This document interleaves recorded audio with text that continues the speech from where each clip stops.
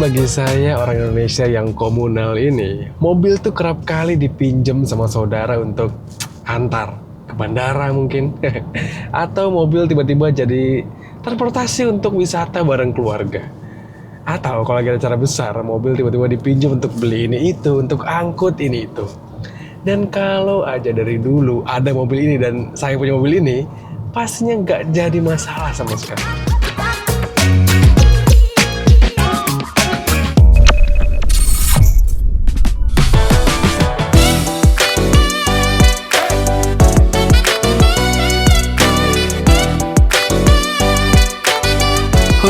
Honda, kenapa sih baru sekarang gini jual step wagon di Indonesia? Padahal MPV dengan pintu geser dan atap tinggi kayak gini cocok banget loh buat kita-kita.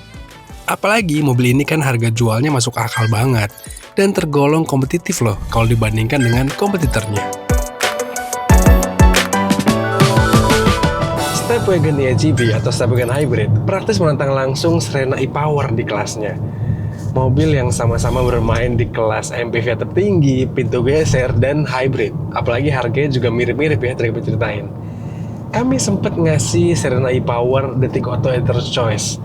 Tapi itu jauh sebelum mobil ini hadir di Indonesia dan jauh sebelum kami mengetes rasa berkendara dari Step Wagon EGV. Honda Step Wagon datang dengan mesin yang lebih proper untuk badannya yang bongsor. Mesin ini juga canggih, berkat penggunaan teknologi hybrid yang jadi game changer banget di skena mobil keluarga kayak gini. Karena praktis membuatnya lebih efisien ketimbang mobil ICE konvensional. Menurut kami, mobil ini tuh paling cocok dipakai di rute kombinasi, karena bisa lebih efisien dengan baterai yang lebih banyak bekerja. Karena kan kalau kita geber di rute tol, artinya makin sering tuh mesin bensinnya bekerja. Kami juga suka banget deh sama transisi halus mesin hybridnya Honda. Di mana kalau mesin bensin lagi kerja, getarannya terasa sangat minim, dan raungan mesin pun gak terlalu mengganggu. Cuma ya, kalau bisa dikasih peredam lebih sih ya, ini Step Wagon akan lebih nyaman dan mantap buat dipakai bareng keluarga. Honda tuh sejak lama terkenal sebagai pabrikan yang buat mobil yang punya orientasi ke arah performa, ke arah sporty. Begitupun kepada Step Wagon ini. Meskipun mobil ini bongsor, meskipun mobil ini badannya besar, tapi ternyata figur tenaga dan torsinya itu bisa banget kita andalkan. Dan jangan lupa, ini mobil hybrid teman-teman. Sehingga ini mobil bisa melesat dengan sangat senyap. Tapi jangan lupa juga, karena mobil ini bongsor, besar, dan tinggi, jadi kalau kita bermain-main, ya untuk pengendaliannya harus jadi perhatian. Dengan wheelbase yang tidak lebih panjang dibanding kompetitornya, membuat Step Wagon mungkin punya potensi yang lebih nggak stabil di jalan. Tapi pas kami tes nggak ada tuh gejala canggung saat memacu mobil ini. Cuma ya body rollnya pasti menghantui sih. Di sisi lain, karakter suspensi mobil ini tuh juga terasa masih bisa ditoleransi. Nggak diset terlalu keras tapi juga nggak diset terlalu empuk sampai bikin penumpang mual di jalan. So far so good, nyaman deh. Apalagi radius putar mobil ini juga masih bersahabat dan gak ada tuh perasaan intimidatif saat kita menyetirnya. Kami juga suka banget deh jalan jauh pakai mobil yang kayak gini. Selain karena posisi berkendaranya ergonomis, ini juga mobil yang nyaman dikendarai dan mobil ini hadir dengan Honda Sensing, yaitu sistem ADAS dari Honda yang beruntungnya di Step Wagon ini dikasih lengkap banget. Kayak adaptive cruise control ada, itu tuh fitur yang bisa ngegas sendiri, ngerem sendiri, jaga jarak dengan kendaraan depan. Dan kalau di Honda, beruntungnya lagi, itu fiturnya cukup suitable lah untuk kondisi karakter jalan di Indonesia. Terus juga mobil ini bisa terhindar dari tabrak depan, tabrak belakang, bisa jaga kita dalam satu lajur atau lane keeping assist, dan semuanya menyenangkan buat dipakainya. Tapi sayangnya, Honda nggak mau kali Step Wagon dengan kamera 360 derajat. Jadi hanya ada kamera mundur yang resolusinya juga kalau malam tuh agak-agak kurang jelas terlihatnya. Sayang banget. Dan kalau kita ngomongin soal sayang-sayangan ya, ini sayang banget head unitnya kecil dan terlihat outdated. Emang head unit ini sih cukup banget, bisa terhubung dengan Android Auto dan Apple CarPlay. Cuma sayang belum bisa wireless nih koneksinya. Dan ini tuh head unit terasa nggak nyambung deh dengan speedometernya. Harusnya kan kita bisa dengan mudah melihat trip information di head unitnya, atau bisa melihat seberapa irit atau sistem kerja hybridnya deh.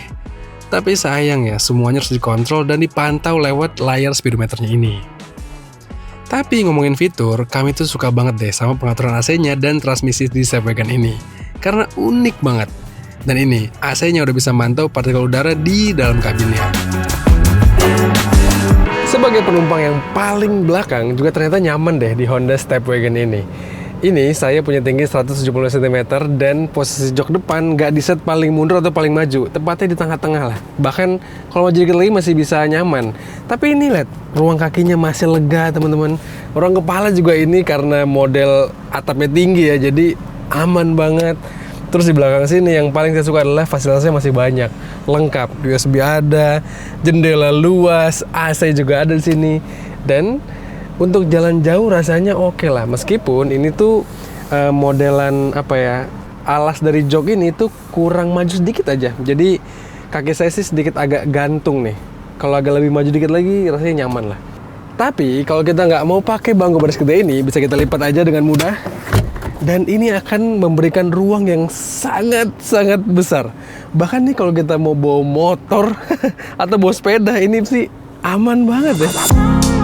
Duduk di baris kedua makin istimewa lagi. Selain karena joknya pakai model Ottoman dan ada armrestnya, kita juga bisa lebih nyaman istirahat di belakang sini karena ada sunshade. Yang juga asik adalah di Stepwagon ini tuh banyak banget tempat penyimpanan tertutup atau terbuka dan banyak cup holdernya.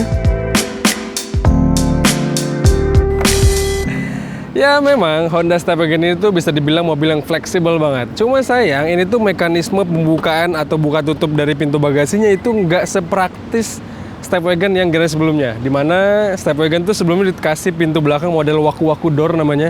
Jadi bisa dibuka setengah pintunya dari kiri ke kanan. Sementara yang sekarang ini harus buka sepenuhnya, buka total. Bahkan ini tuh kacanya aja nggak bisa dibuka belakang. Jadi untuk hal ini Nissan Serena itu masih lebih fleksibel lah ketimbang Honda Stepwagon untuk urusan buka tutup pintu bagasinya. Dengan segala kelebihan dan kekurangan, menurut kami Stepwagon ini bisa jadi primadona banyak keluarga di Indonesia. Selain menawarkan kepraktisan dengan pintu geser dan atap tinggi, Stepwagon juga nyatanya hadir dengan mesin yang bertenaga, efisien, dan canggih juga.